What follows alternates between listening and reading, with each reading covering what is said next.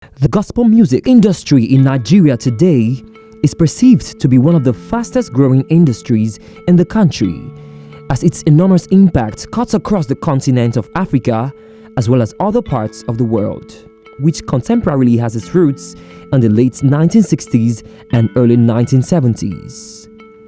This tremendous growth has brought about recognition, wealth, fame and fortune to musicians as well as other stakeholders in the industry today, as they aim for perfection in the craft amidst the strive to remain relevant and influential even in the gospel music scene. However, aspiring gospel musicians are not left out in the race to be seen and heard, as for some, it is more than just a business, it is a calling. My name is Onosanya Ayotunde. I'm a music producer and multi-talented instrumentalist. My name is Jenny Ego Omovi. I'm an artist and I'm a fashion designer. My name is Samuel Edema, popularly known as Sammy. I'm a gospel artist based in Warri. My name is Bono Intare Ralph, and I'm an instrumentalist and a producer. How would you describe the gospel music industry in Nigeria today? Okay, the gospel music industry in Nigeria today, I would say, depicts life for itself. You know, in life we have positive and negative, we have the good and the bad. Same thing in the music industry. We have those that are putting in less or no work. We have those that are doing so much. We've gone far. We're growing by the grace of God. You know, there's improvement from the time past and now. The productions are better. You know, we have good sounds when it comes to the music. We have the lyrics nowadays are more mature. In comparison to what it used to be, is a lot better now. You know, songs sound fresh, ideas are clean, and the delivery is excellent. You know, in those days, we normally want to bring our international gospel artists to our country to do their thing. But you see, now it is not the same again. They want to hear our music, they want to sing our songs. So indeed, we are growing fast. Although some persons would want to disagree and say the song of maybe the 90s, it's better, it still carries more spirit. But I feel now we have a structure to the gospel music. It's not just singing a verse chorus thing.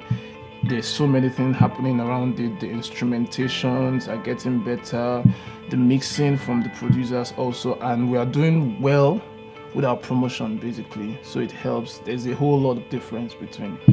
Okay, tell us about your accomplishments so far and how it has affected those around you positively, of course. One of it is being able to record a song. You know, back then, what I do mostly is just to get a piano and turn on my phone recorder, then we just sing to it and we vibe to the song. But I had the opportunity to actually use the studio, and I think my first song I recorded it here in the ABN studio, so that's a plus. You know, got the platform from here. Making my own songs, and whereby I get to hear about testimonies coming from my fans and everybody at large in the church coming to tell me about the songs, and it's really blessing life. For me, one of my greatest accomplishments is producing. You know, it's something that I've always wanted to know how to do. I hear a lot of songs, I hear things that I like. I always wanted to know how, you know, these things work. And when I had the opportunity to do it, you know, for some people, I feel to me that's just it for me. I've gotten to feature in so many productions. I've co-produced, I've produced, just to mention but a few. And moving with my spiritual father, Papa Ayo for all over the world, it is a great testimony, and I want to thank God because I've been able to accomplish great things. Do you think digital music production has taken the place of actual musicians? You know, you're a producer, you're also a keyboardist. What do you think is going on right now in that regards? No, I don't think so. I think that digital music is as important as analog music. There are things that you can achieve, you know, in a digital studio, whereas there are also things that you can achieve live. So I think to a great extent, both are important. So many persons that record in a studio, they have live acoustics and live effects and live aesthetics on it. You see, they bring in a live guitarist to come and play live, whereas they could just program, guitar plugins and get it fixed. They bring in live guitarists, they bring in some live. So the live music is still very much valid. In fact, I feel it's even getting some more, importance. Like if you are a drummer, try to also know how to produce percussions, as well as if you are a pianist, try to know also how to operate a digital system. As a gospel musician, what do you think are some of the challenges that a lot of people are facing in the industry today? Many of the upcomings are not really encouraged the way they ought to be encouraged. The upcoming artists, we don't have a source of income whereby we normally write our songs. We don't have the money to go to the studio to produce our songs, and also to go on the social media platform to showcase what we do. So it is a challenge. Well, talking about challenges, there are so many. I gave an example the other time of promotion. We find it difficult to promote our songs. Like, we literally need to beg for stuff. We don't get invites for events because, in quotes, you're not a big star yet, and your songs is not everywhere. Recognition. That's the basic challenge. The strive to be recognized, to be heard. Many a times there's a mindset that this person is not known yet, so you should not be giving this much importance. But we are doing the same music.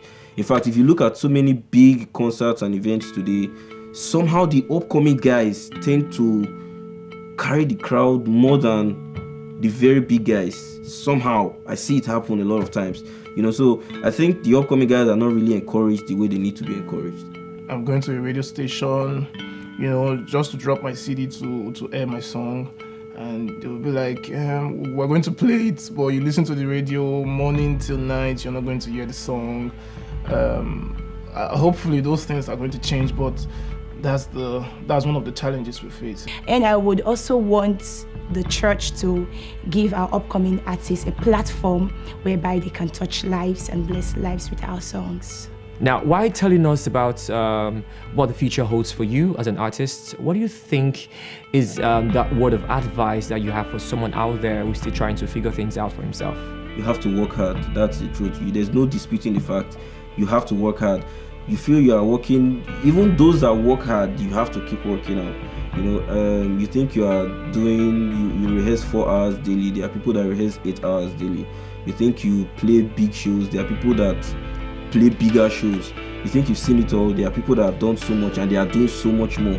There are people that have more opportunities than you do. Some other persons have more sponsors than you do. So you just have to keep putting yourself in the work. You have to just keep pushing. You have to just keep doing what you're doing and be consistent in it. One, you need to be authentic, whereby be yourself. Do not compete with anybody.